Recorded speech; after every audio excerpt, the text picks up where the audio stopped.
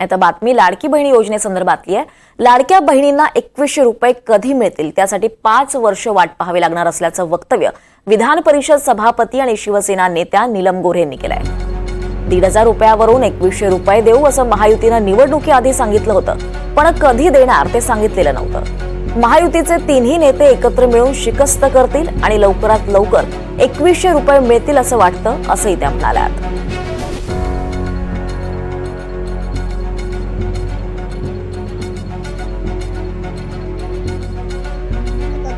आता 5 वर्ष वाट बघायला लागेल आपल्याला।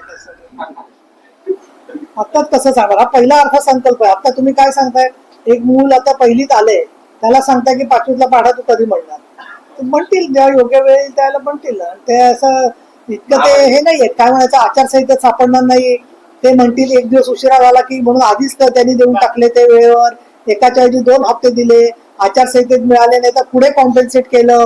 त्यामुळे स्त्रियांना आता स्त्रिया शहाण्या झाल्या, त्याच्यावर तरी तुम्ही एकमत करा की त्यांना जो कोण आपल्या बरोबर उभा राहिला त्याच्यात त्यांनी वोटिंग केलेले शोधून वोटिंग केलं, नाहीतर मग लोकसभेच्या निकाल एवढे विधानसभेत बदललेच गेले नसते।